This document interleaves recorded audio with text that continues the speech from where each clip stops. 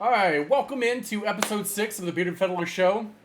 My name is Jonathan Caldwell. I have a couple quick updates before we get started. I will not be here next weekend, so it will be just Zach and Mark next weekend. I will do my best to give a little personalized video for you guys, probably come out Friday next week. Well, let's get into it. So again, updates right here. This is our agenda right here. Same as last week. We've got a couple updates on Amendment 4 and time Walz. Yeah, we're gonna do time Walz update. Tim Walz update. So some stolen valor and some excellent nicknames for him that we're gonna discuss. Our third topic is Donald Trump and the Republican attack. So we're going to talk about Brian Kemp and Joe Rogan. I think we touched on Brian Kemp last week, but we're gonna touch on the Joe Rogan. This might be the one that we disagree on the most. Number 4, there's absolute chaos in UK, and we're gonna discuss that, specifically the anti-immigration riots. It's not just in Britain, but I am getting word that there are a significant amount of riots going on in Germany. I am the guy that pays attention to the geopolitical stuff, and it is actually terrifying. So Amendment 4 update. This is Mark's territory, so I'm going to let him have at that one. I'm very excited to say that I have seen more than just 2 people other than Ron DeSantis come up and talk about this one. Mark, can you give us an update on Amendment 4? Yeah. So social media for the win. There's been a groundswell movement happening on X right now to try to encourage Florida leaders to step up and show up to fight this. And we were able to have a space this last week on Wednesday. Tuesday or Wednesday It was night. Wednesday. And man, the turnout for that was amazing. There was a pack called Publius Pack. They were raising funds to do radio ads throughout Florida, and they were able to play one of the radio ads live on air, so people knew exactly what was going on. And in the group, we had members of so many of the other groups that are doing things like the main group that's really doing a big push on this is Vote No on 4 Florida. Man, they have a massive organization and they're doing such good work. I saw some posts today from the wild, like people on Twitter in the wild saying, "Hey, I got home, I found this on my house," or "Hey, I found this on my car," and it's their material. It's getting out there. It was so informative. It was awesome. Yeah, I mean, we had activists that were working in southwest Florida that had worked with all the churches and stuff, and they had gotten in front of 30,000 people, voters, face to face. They were doing some crazy cool stuff too. Like they had reached out to the media stations and had contacts in each of the media places around there. And so when a story was coming up where the supporters of Amendment 4 were trying to get rallies together and get events together, and the messaging that those supporters for it wanted to do was to say, "Hey, look, Florida's behind this. Florida wants this. We're all here to support this." But this group had organized and went and like enmeshed themselves within those crowds and those audiences. So when the media showed up and turned on the cameras, they threw up their sign saying "Vote No." So everywhere a camera was going, there was a sign in front of it saying "Vote No," and totally ruined the entire movement that group had tried to do. Wow. It was epic. Like they were doing such good work. And So, then so tell me yeah, this, Mark. How much money was raised during that money bomb? yeah, they got $5,000 for that. We had 5 grand. awesome contributors like Tracy Beans had showed up, gave us a lot of support. We had Mara Macy running for office there, and I think she's District 5. It's either District 5 or 15, I think it's District 5. And she showed up. She has been a warrior on this. She goes anywhere she goes, door to door, to do her normal canvassing for her campaign. She brings the stack of pamphlets and information on this and gives it out regardless of what anyone is doing as far as supporting her. She's passing it along anyways. I thought that was amazing, and she's Wow. getting out in front of thousands doing that. $5,000 Her can definitely husband, go a long way if you have volunteers like that. Big shout out to Tracy Beans and for all that support. Yeah, Go ahead. Mara Macy is District 5, by the way. thank Oh. you, thank you. Yep, and she was doing off, and then we had Jennifer Barbosa, another rock star. She's 15, and she was out doing all this same kind of work just everywhere she goes. Both of them are shocked right now at the silence that's in Florida regarding this from the leadership. They're stunned. They don't understand it either. They're right here with us. But those two, and they're out there fighting for it. And so to our viewers and whatnot, if you're in Florida, even if you're not in Florida, look them up, find their packs, give them some help. These are the kind of leaders we need on there. And so a big shout out to them. Big thank you to them. Yeah, and not just that, but there's just so many people that are even Trump supporters that are willing to stand up for this and help our good friend Via Getty, who everyone knows as the lectern guy. He is fighting really hard with this. I know he's got a lot going on, but this is an important battle, and if we want to effectively win, it starts with this, because not only this isn't just an abortion law, this is a parental rights law. It is a very slippery slope if it passes, and there's no excuse as to why Donald Trump shouldn't be talking about this, because he did actually, and sadly, I don't think that he is or isn't for or against Amendment 4, but he did mention about it, and he thinks that it's likely to pass. I saw that interview and I saw that clip, and that's all that I know that he said about it. Well, so I honestly don't think Donald Trump knows what all it does, because if he did, it would be a perfect opportunity for him to talk about it and make a moderate case for it. True. While condemning Kamala and Tim Walz for being extremely radical.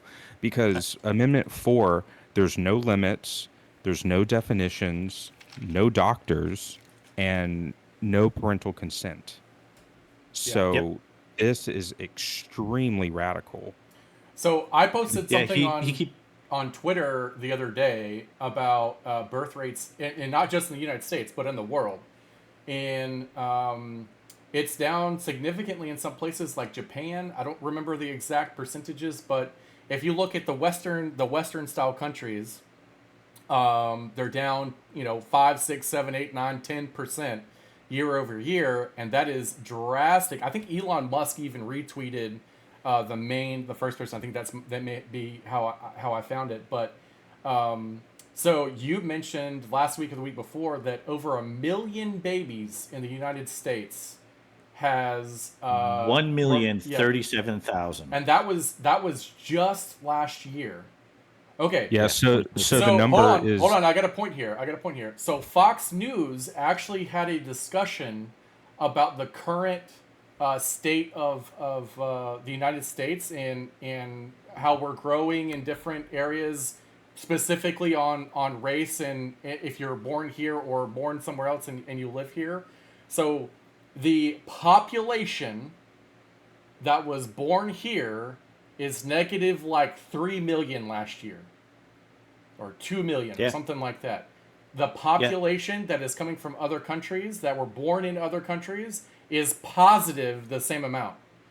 So I don't want to hear any of this conspiracy theory about the replacement, with a great replacement theory or whatever. It's not a theory anymore. It's happening. It's a fact. So here's how it gets even crazier. That 1,037,000 was only counting clinical abortions. That's not counting the pill. Done in the clinic. So it doesn't count the pill, which amounts for 60% of abortions. No, 63%. So out of that number that you just gave, that's 646,814 babies. And that clinical pill is now supported by the Republican Party. That is Yeah. 1.7 million people killed last year.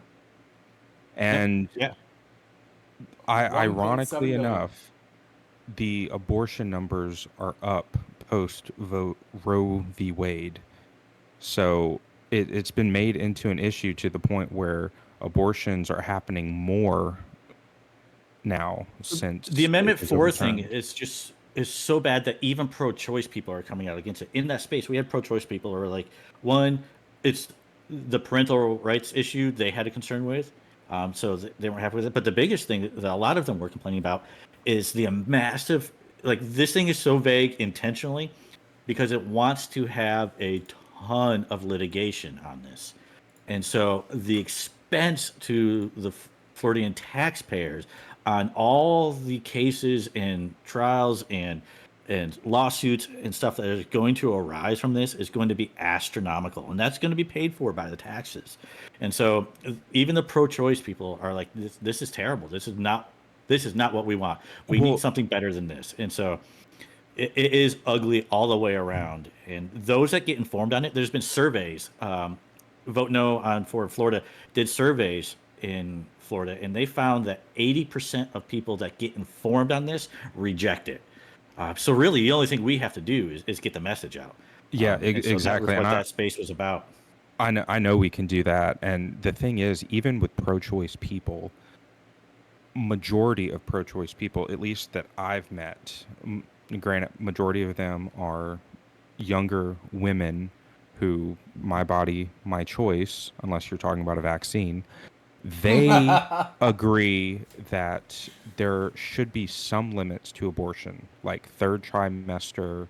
unless, there's obviously exceptions. And what people don't realize is Florida already has those exceptions. So when someone brings up, well, rape and incest, blah, blah, blah, I'm glad you brought that up that's because I have a lot to that's say about that. Yep. that's already in place in Florida. So all you really have to know is vote no. So Just vote no. let's talk about the rape and incest thing because I want to say this for my viewers that my personal opinions on things like abortion, the gay and trans movement, and things like that, I will not be pushed around. I will if we were influencing each other and the way each other think on this podcast, Mark would be voting for Donald Trump. The three of us will not be pushed around, and that's all I'm going to say about the way that we think. Okay, let me say this.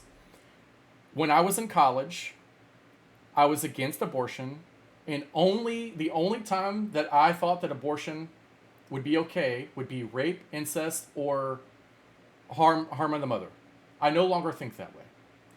However, if we want to make a law, I am willing to bend, and I'm saying that very aggressively, bend. If you want to put something in the law saying that rape and incest, someone, one, must be charged due to the time that it's going to take that person to be charged, and that the whole jury or whatever for rape or incest, you're going to have that abortion because you're going to have the baby. Okay, you want to put that into a law. If it's found out that you lied and there was no rape or incest, and that baby was aborted, you go to jail for life, death penalty. You killed someone. You lied and you killed someone. You want to put that into law, that would be my stipulation. Now, the health of the mother, I do agree that there are some things that on the abortion topic, the health of the mother should be a priority. In my opinion, my wife would definitely take the I cannot live without my wife. Absolutely not. Cannot live without my wife. Okay? However, again, if the doctor or you lie about a medical thing and it is found out, that is murder and you should be charged as such. And that's what I'm going to say about that. Anybody else have anything to follow up? Well, Yeah. So I already think that things like, rape and things along those lines, if you're found to have perjured yourself or lied, you should face jail time. There are plenty of cases where, innocent men have gone to jail or paid fines or Yep. whatever because There was actually one. There was one that went to jail when we were in college. You and I were in college at the same time, and there was a female that accused a male of rape. It later found out 3 years later that it didn't happen, and now she's in jail. yeah, and that's perfectly fine with me. I think that we need to have those laws in place. I think that rapists and child molesters, they need to be castrated and or death penalty, in my opinion. I think if you have laws like that in place, it's not going to happen as frequently. I really enjoyed the way that Mark thought. I think it was episode 1 or 2, and we were talking about the death penalty and whatever, and Mark said something to the effect of, well, if a person is having a serious negative effect on society, then yes, the death penalty should be. I think we were talking about the Ten Commandments and Thou shalt not murder. I think that was the topic. Well, the Ten Commandments, Thou shalt not murder. Killing isn't murder. Murder is when you kill out of a malicious intent versus, because all throughout the Bible there's killings, there's sacrifices before, Jesus came along. And again, there's killings in the Bible, but not all killing is murder. So, for instance, self-defense, you have the right to defend yourself. Now, in the law of man, they can, find you guilty of manslaughter or second-degree murder, depending on, certain circumstances. But I don't think the death penalty is murder. I think everyone has a right to life, but however, you can lose that right when you commit certain crimes. It's not about losing it. It's you have made a choice to give it up yourself. Exactly. Yeah. You've broken this social agreement, and so rolling the abortion thing into federalism. So this is be fun for people that are nerdy like me. So I was in a conversation with a guy on X just yesterday, and he was trying to make the point that he's not involved in this, doesn't care about it because it's not his state. And he's like, if you're a Federalist, you shouldn't be. And so here's the situation. So one, we have the standard concept of federalism, where states' rights and stuff like that. But let's look at what's happening. The group that is pushing this, the organizations that are doing this in Florida, have already succeeded in 6 other states. The exact same organizations, the exact same laws, the exact same processes. They are coming state by state by state by state. So if your state doesn't have it, they are coming. Yeah. And so we need to stop it wherever it is. Like in a the virus. defense of Alabama, I need to help stop it in Florida. Right. That's federalism. And so we have united. We are the United States. We have united together. And the preamble lays this out: for the blessings of liberty to ourselves and to our posterity, our kids. What comes next? That's what posterity is. Blessings of liberty. You deprive them of liberty. So, I mean, on a fundamental federalism, constitutional, foundational, first principles thing, abortion is just counter to all of it. So that's part one. Oh yeah, go ahead. As far as the next part of that, my approach to abortion is kind of taking a segue from what Zach was saying, is that it is homicide, no matter what way you look at it. Every single science textbook out there says life begins at conception. That's where life begins. The debate is whether it's a person or not. Do they have personhood? That's where the debate is. But everything agrees that it is a human life. So taking of a human life is, in every legal definition, is called homicide. And there is exceptions or justifications for homicide. Self-defense, right? or protection of another. These are things that we use to give justification for the use of force to commit homicide. With abortion, you have another individual, right? They should not pay for the crimes of somebody else. So rape, incest. I don't think that innocent person should be another victim and pay for the crimes of somebody else. Yeah. But the mother, she has her rights too, and her right to life cannot be infringed upon either. So if the child is now a threat to her right to life, it is a threat to her life, that is a justifiable means for self-defense. So being consistent across the law on every level of the spectrum, I see abortion as protecting the right of the mother to life, is consistent with all other forms of justification for homicide. And so that's what we have agreed on as a society, that when someone's attacking you and you're about to die, you get to defend yourself. I This believe the other Catholic individual, Church has that same view. yep, they do. And so, yeah, that's my nerdy rule of law and federalism input on abortion. I figured I'd throw that in there for the fun of it. But Yep. yeah, they're coming through every state. They have a 96% success rate, by the way. Wow. They're getting this in everywhere. So Yeah. if we can beat it in Florida, we can lay the roadmap to how to beat it. Well, that's Yeah, great. my thing is, federalism.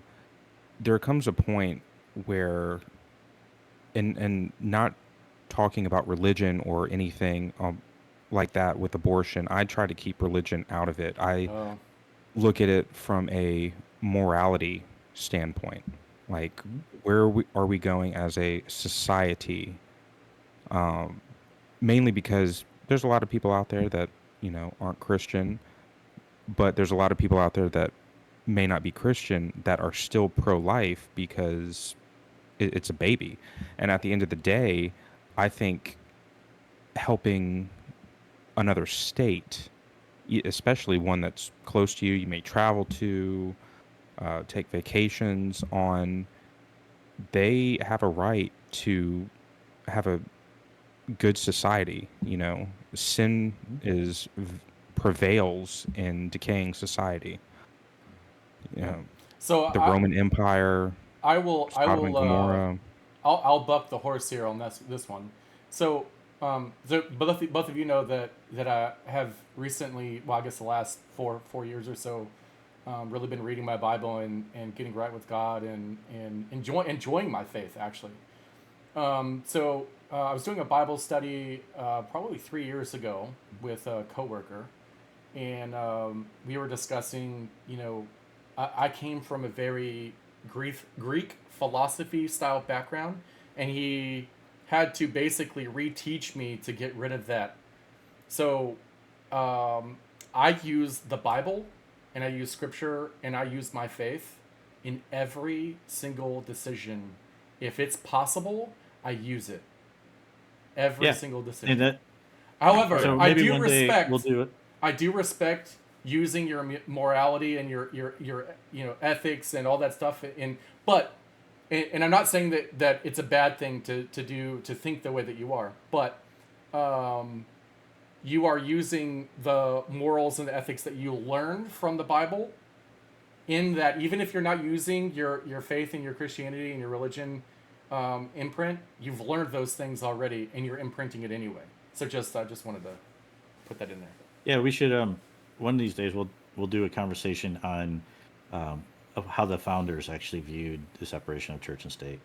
It's not how it's so commonly portrayed. They expected somebody like Frost to be in office and use his faith publicly, openly, free expression thereof, and to use that to guide him in making policy and law.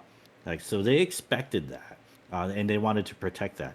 We can get into that, like what Jefferson wrote to the Danbury Baptists and that whole conversation, the context of that, and what he was really communicating there. We can get into that sometime. But I think that, so back up one second. I mentioned before that my father was a Baptist pastor. I grew up in the church. I became an atheist, and I came back to Christ um, through science and logic, not through the church. I grown up in it, and I'm back in it, but I grew up in it, and I can go into details other time on what happened with me and why I fell out and how I got back. So kind of what Frost is saying is how all roads still lead back to this because there's an objective truth to that. But at the same time, we're in a mission right now with Amendment 4 to reach as many people as we can. And so that includes people that will respect the authority and morality of Scripture, as well as those that will only look at secular science and logic and money and stuff like that. So both things are going to be absolutely needed, and you guys are well equipped in both. Yeah. So, well, let's move on to Tampon Tim. I mean Tim Walz. So I have seen on Twitter has been absolutely savage, at least mine. So I've mentioned a few times on the podcast that I'm part of a group of gaming veterans called Regiment. And Chris has been making serious moves. If anybody is wanting to donate to veterans, honestly, they've done stuff with the VA, they've done stuff with the Legion. It is absolutely incredible. Those guys, that group of veterans, have been so savage. Keep in mind, in the gaming community, we don't really get a whole lot of, we don't really do politics that much. People they're really sensitive. So, but they have been absolutely digging. I would like to say, before we get started, I am very sure that both of you have very strong opinions about this. Tim Walz served 24 years in the National Guard. That man should be praised for his honorable service of 24 years. I do not care about his politics. He served our country, and that is fact. End. The thing that I don't like about it is that he is claiming a rank that, yes, he technically served as, but he did not finish earning. So he got demoted. Yep. Okay. That does happen quite often. That happens all the time. You go in, if you're enlisted and you go in for NCO and they give you sergeant or whatever, typically you say corporal until you finish your NCO training, but if you get staff sergeant or sergeant while you're NCO because you have the points built up and you finally got in or whatever, and they give it to you or however that's supposed to work. Okay, I was not NCO level when I was in. I was in for a very short period of time, but I would not be where I am today without my military service. That's fact. Claiming something that you're not is bad. Is very bad. Yes. 24 years of honorable service just got wiped out because he's claiming a rank and he claimed that he's a combat veteran or he carried weapons of war in war or whatever it is he's trying to say.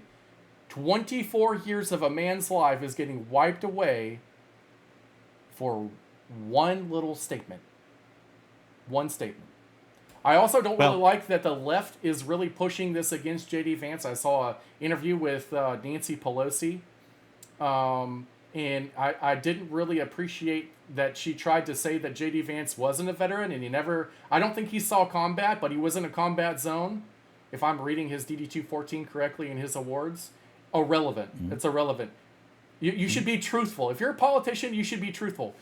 Here's the thing about the truth. The truth hurts, and telling the truth, the honest truth, is way more fun and enjoyable to attack your enemies with than a lie. Oh yeah. Not just that's that, where I'm going to stop with that. But telling the truth, if you own it, it's going to go away super quick than when you lie to it. Like last week when Doug Emhoff came out and said, "Yeah, I had an affair with my ex-wife and got the nanny pregnant." Oof. That was in the news for another day, and then boom, it disappeared. Done. Yep. He owned up to it. I mean, I can't fault him for that. But so not only did he lie about his rank. Now to the point where the Harris campaign admits that Walz misspoke about his past military career. But there's been multiple interviews of him. There was one where he doesn't correct the person interviewing him when she said that he served in Afghanistan with his battalion. Didn't correct him. And then there's other instances of that as well. But I found something the other day from Greg Price, and I'm going to go over some of the stuff on here because this is a quick rundown of who Kamala has just picked for her vice president. Tim Walz's records include he allowed Minneapolis to burn to the ground during the George Floyd riots.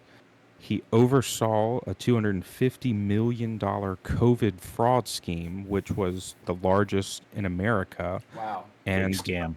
A judge even called him out for lying about the scandal. He forced COVID patients into nursing homes, resulting in mass death. He imposed draconian lockdowns and set up a hotline so people could snitch on their neighbors. Now, if you ask me, that is not minding your own damn business. He signed a law giving illegals driver's license, free college, and free health care. He supports cities refusing to comply with federal immigration laws. He said that he would invest in a ladder company to help illegals climb over the border wall. He also signed a law putting menstrual products in boys' bathrooms, and that is why everyone is calling him Tampon Tim. I kind of hope that nickname sticks. Let's see. What else? We got quite a few more. He made Minnesota a sanctuary state for child sex changes. He legalized infanticide with the most radical abortion laws in the country. I probably announced that wrong. And it repealed the state's law requiring babies born after or during a botched abortion to receive medical care. That's evil. That is flat murder. Yeah. And then education spending increased under his watch in Minnesota, but less than half of the children can read and do math at grade level. Said recently that Trump and his supporters are fascists, and of course he quit the National Guard just as his unit was about to be deployed to Iraq. Now, I did read up on that, and I did find that he had put in his, retirement papers a few months before he actually was they found out that they were going to be deployed, but that still doesn't make up for the stolen valor. But yeah, I want to say the only thing that this man has done that I agree with is free school lunches. Yeah. That's about the only thing I agree with. That's honestly the only thing they're really trying to run him on, too. Exactly. They've got nothing. They have mentioned the free school lunches multiple times, and I've said all the time. I've said to a bunch of people, I agree with that because I knew plenty of kids in elementary and middle school that they were so poor that a lot of those meals were the only ones that they were going to eat. I had no problem with that. Donald Trump should just take that from them. Yep, if I get elected, I'll do that too. All right, move on. Yeah. That's what I would do if I was Donald Trump. So they actually did that down here. So I don't know what you guys pay in property taxes up there, but in recent years they've doubled our property taxes, which it was still almost nothing to begin with. I am more than happy to pay my property tax because I know it goes straight to the police officers, firefighters, and the school system. And so they did that in my whole county. It doesn't matter. There's no paperwork to fill out. You get free lunch. Also,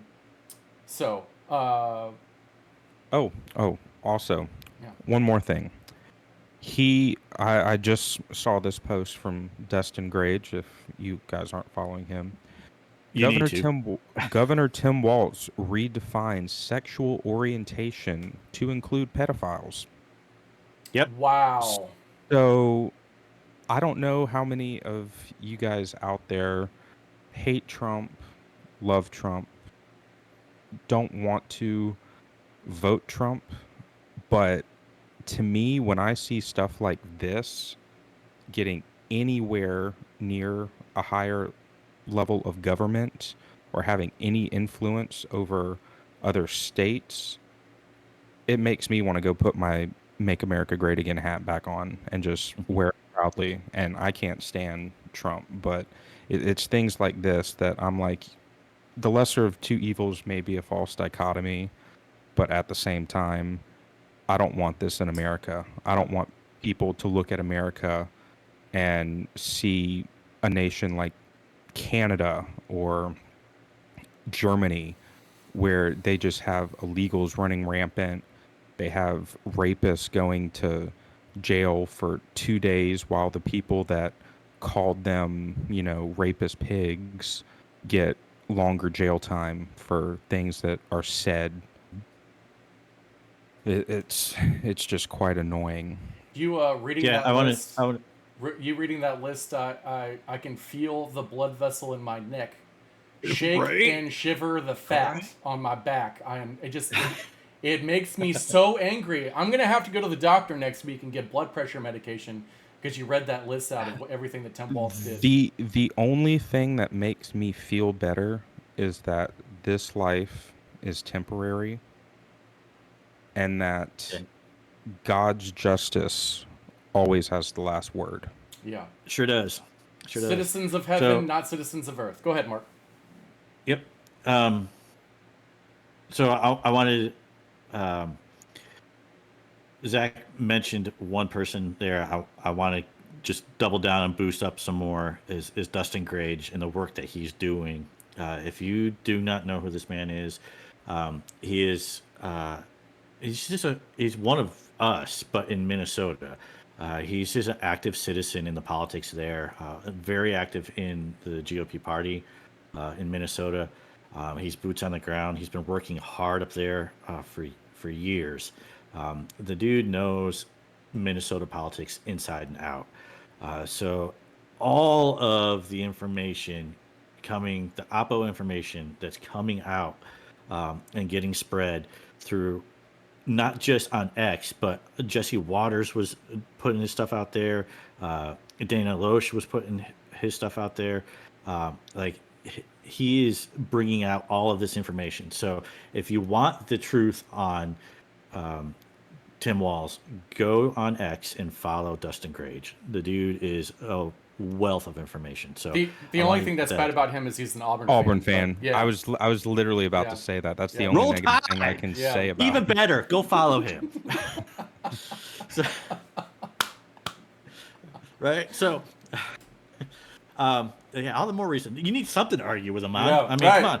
But the other thing with Tim Walz, we mentioned, honorable service. I'm going to put an asterisk on that because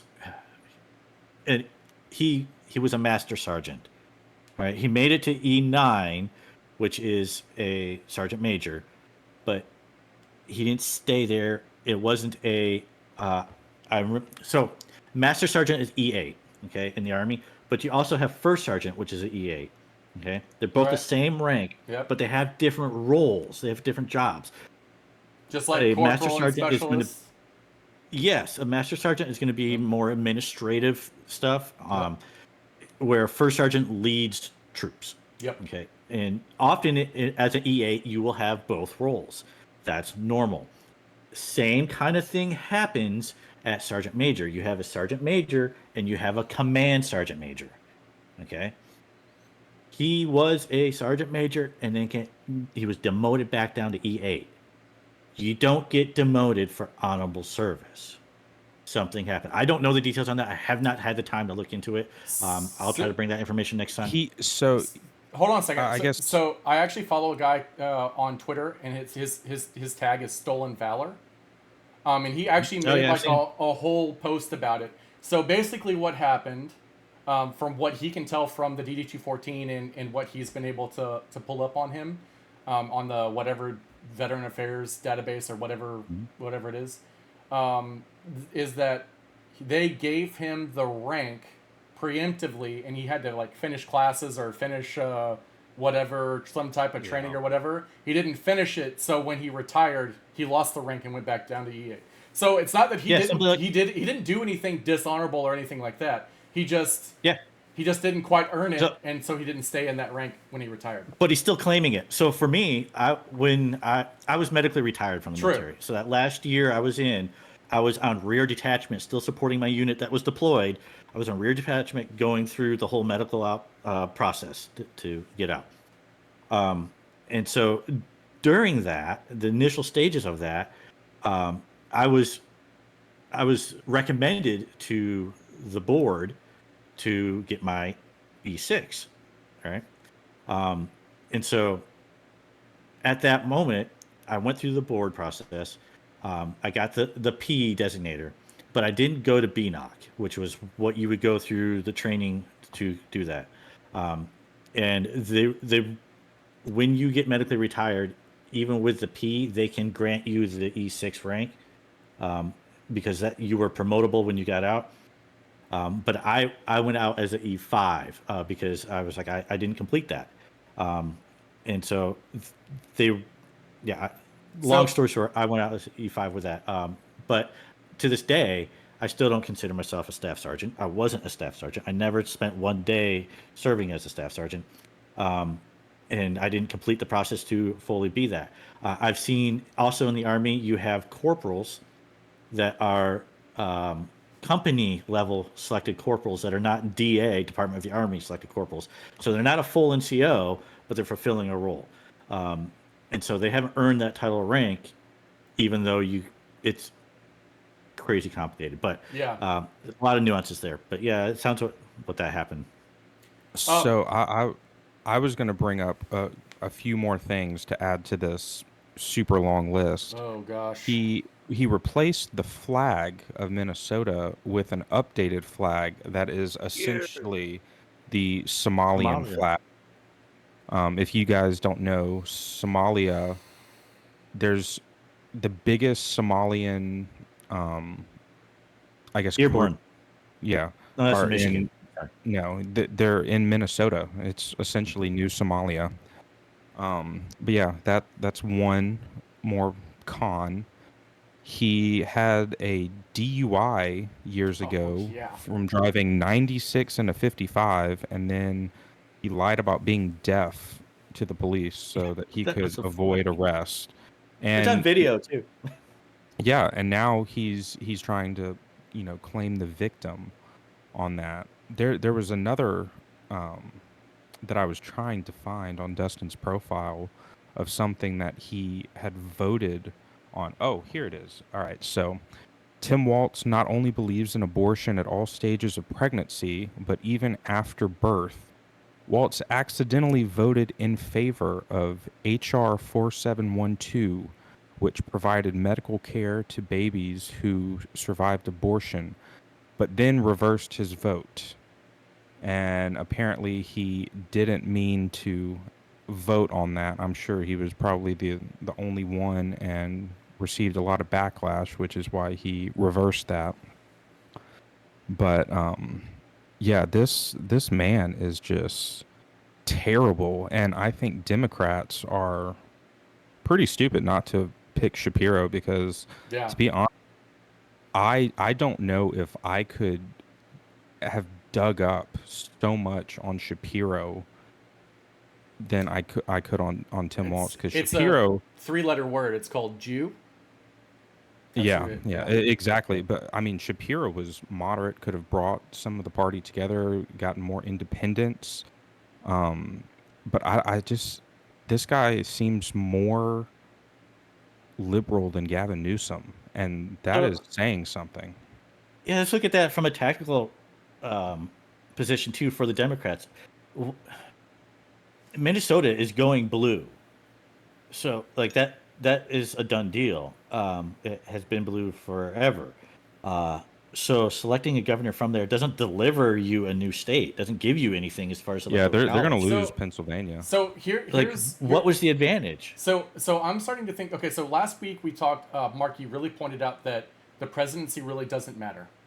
What matters is really the Senate right now, at least for Republicans and conservative Republicans. So I'm Yeah. wondering. I'm wondering if Kamala knows she's gonna lose, and she's actually trying to lose, and she's trying to make it look like she's going to lose, so that people vote for her. I know some people in like the New England area like to vote for a Republican governor and then a Democrat House and Senate for their state, and they do the same thing on the political ticket as well.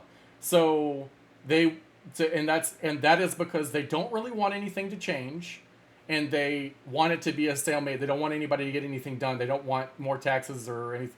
Like they'll just take the taxes the way they are now, that type of thing. That's their thought process. So I'm wondering if they're trying to make it look like they're going to lose the presidential election so then they can win the House and the Senate. And then it really doesn't matter if Donald Trump gets reelected because the first thing they're going to do is impeach him and Vance. So do you think both campaigns are trying to lose? Because we have Donald Trump attacking a swing state popular governor in Brian Kemp. Yes, I don't understand. Like, is that their process? Is it like is everyone trying to lose? I don't understand. Are both sides, the Democrats and Republicans, or is it well? Okay, so obviously one of them is going to win, obviously, right? So is the political strategy of Donald Trump and J.D. Vance to act like they're going to lose the election, so then they can get the House and the Senate? And then they win the election, and they have House, Senate, and the White House. And the same thing. That's the same exact political strategy that the Democrats are doing. So then, it's like both races are trying to lose. Like Trump doesn't even have a good ground game going on right now. Yeah, it's terrible. That is leading into this topic. I honestly I don't know why Chris Savita or whoever the other person is that are in charge of his camp. Yeah, I don't know why they have not been fired. The ground game is terrible. And what pisses me off is when I have to agree with Laura Loomer. Oh man. I am just beyond pissed because she even called out the ground game being terrible. Mm-hmm. And Trump and the supporters are literally focusing on all of the wrong things. The other day, people were calling out a picture that was taken that I knew was a real picture, but it had a filter on it, and it made it look, like it was AI. And so they spent half the day saying, oh, this is a fake picture. It's not real. Well, I saw the video of the actual rally that happened in that hangar, and there were a lot of people there. Like, those were like 2016 Trump levels right there. It's the same hangar too, right? The same hangar. Yeah, and they are just not focusing on the right thing. You have Donald Trump in a rally in Atlanta, Georgia, attacking the governor, saying he's a very disloyal person when he has it's over 60% approval rating. It's like, what are you doing? And of course, the news stories don't say Trump said this about Kamala. It read Trump attacked Governor Brian Kemp. And it's like, are you trying to lose voters? Kemp did everything he could to try to help Trump's Senate picks in 2022 to back those picks. As bad as they were, he did everything he could. But the difference on why those guys failed and others won in the actual previous election was because in the previous election, Kemp was on the ballot. So the down ballot got picked up because people were voting just straight line because of him. They were showing up to vote for him, and those people were getting pulled up. So Donald Trump's picks got busted out because nobody in Georgia really cares about Donald Trump.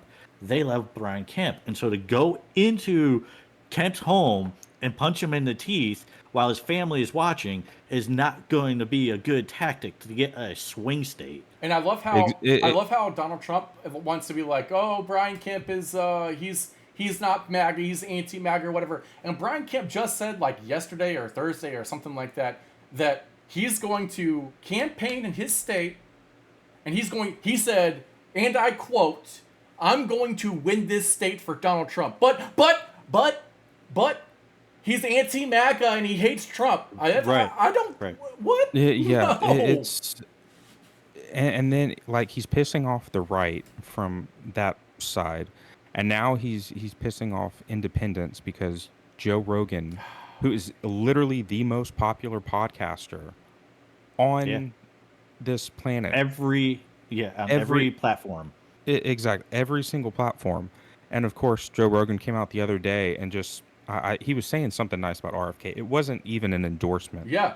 Everyone online kept saying, "Oh, he, endorsed RFK," and they continued the grift with, "I never liked him anyway," to the point where Joe Rogan came out and said, "For the record, this isn't an endorsement. This is me saying that I like RFK Jr. as a person. And I really appreciate the way he discusses things with civility and intelligence." Which is true. I think we could use more of that in this world. Yep. I also think Trump raising his fist and saying fight after getting shot is one of the most American effing things of all time. Yep. I'm not the guy to get political information from. If you want a comic, go to Dave Smith. He actually knows what he's talking about. I kind of disagree there, but you get my point. He just said something nice about RFK, and everyone took it as, oh, he's endorsing RFK. RFK holds 5% right now, polling nationally, and that's probably being generous. I know my brother-in-law is huge into RFK, and I, have to remind him all the time. I'm like, I mean, look, he's a nice person, but at the end of the day, there's no chance whatsoever that he wins because he's not pulling any major right people that make up the Republican base. He's not pulling the hardcore lefties specifically because of his vaccine stance and a few other things. And so he's pulling a tiny fraction from the middle, and that's just not enough to win an election. It's enough to be a disruptor, but that's about it. Yeah. And so, Kamala, she's having huge crowds. Her messaging is actually consistent. They still keep kind of focusing on Project 2025, even though it's kind of going away. You don't hear too many people bring it up as often. So I think they're kind of getting that out of the way. Let's see. Mark, would you like to we're try seeing again? the Rittenhouse effect. Yeah. It's just the Rittenhouse snowball effect. He came out and said he wanted to vote for Ron Paul, and MAGA went nuts, just brutalized the kid incessantly, threatened him on every level, just came out so aggressive, like pure brown shirt style tactics on this kid, and forced him to change his support back to Trump. And because it worked, now they're like, we can do that with him. We can do that with anyone. And so now you see anyone say nice things about anyone else other than Donald Trump, this is what's going to happen. And so this is just one more example of why you don't give in to terrorists. Yep. Well, we've got about 5 minutes left, so I want to move on to this everything that's happening in Europe at the moment. Teach us. So things that I've learned. I think I mentioned it in the first or second episode when France, the liberal left, won their political whatever thing, which they didn't really win, in France, and then they rioted and destroyed their city anyway. I just don't understand. But this one I understand. So in UK and really in Europe period. Specifically, Britain and Germany are the two places that I know of the most. the native population is uprising against the immigrant, basically, and I'm not going to sugarcoat anything. It's the Islamic State, basically is what they're rising up against. So we're seeing this attacks on civilians. The reason why it started in Britain is because of there was a stabbing attack where 11 children were injured and 3 were killed. 11 children. I've said this before on this podcast, that there is nothing more important than our kids. Nothing more important. Yeah. Okay? Yeah. So there's attacks in Britain. Then there's the Muslim, Islamic, whatever population attacking the native-born Hindus in Bangladesh. I think the last little census or whatever that they had is that the Hindu population in Bangladesh is like 10%. They are overrun, and if you don't think this is not going to happen in all the other countries, it's already happening in the United States. Minnesota specifically, the Somalis are Muslim. They're Islamic, and they are the population in Minnesota now. So if you don't think it's happening in other countries and it's only happening in Europe, you've lost your mind. These riots in Great Britain and in Germany are specifically against anti-immigration. There is absolutely nothing wrong with being white, red, brown, black, tan, yellow. You want to dye your skin purple? I don't care. Or Muslim. Or Muslim. There's nothing wrong with being Christian, Hindu, Muslim, Buddhist. There's nothing wrong with any religion or race or anything like that. But when a group of people negatively impact the population enough to where the rest of the population wants them gone because they're hurting them and killing them, better think. You better think. Yeah, and I mean it's not just that, but you have a huge problem now with just leftist ideology infiltrating Britain and all these other countries. You know, you have the UK police commissioner coming out, and they are literally jailing people for things that they post online, and not just the originator of the post, but if you retweet something, you could be arrested.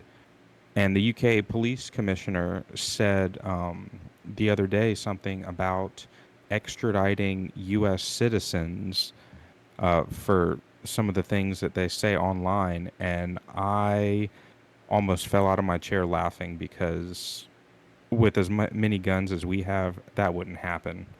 It would be another 1776, and I honestly couldn't wait for them to try something like that. It's just another example of American exceptionalism. And Reagan was right when he said that we are the last best hope for liberty on the planet, on Earth. Like, this is it. We're the only place we are literally the only country in the world that has a First Amendment that protects free speech. It's not anywhere else in the world. And so this is the kind of things you see from that. And what we're seeing happen in Europe right now, it's a cultural clash on a massive fundamental level. This is not like you're pointing out, it's immigrants coming in. The Summer of Love back in 2018,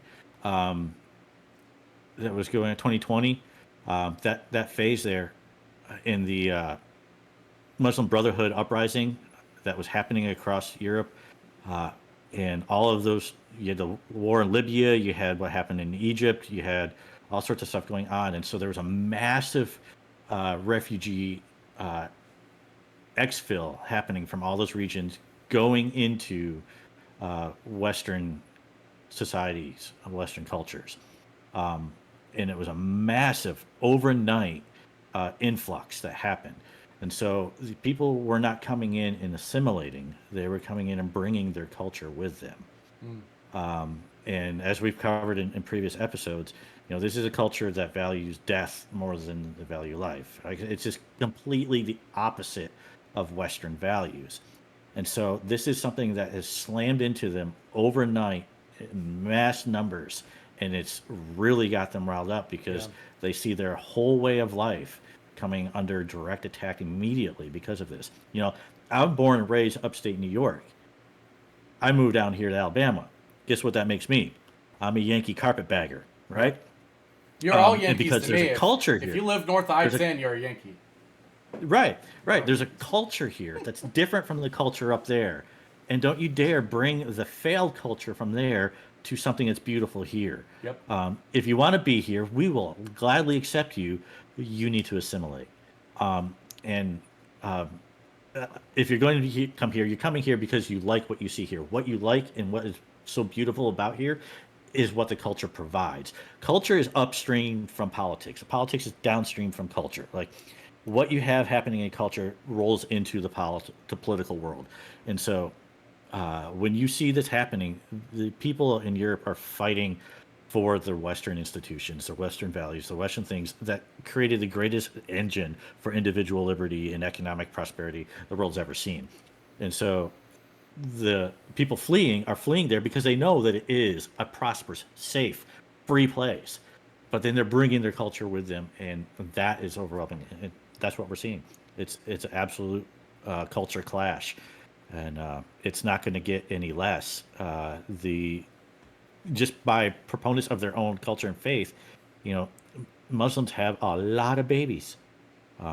They just have a lot of them, and so now they're there out producing the Western culture babies. Yeah. Like, they're just out producing them 4-1. Is the ratio. Going back to the Western civilization,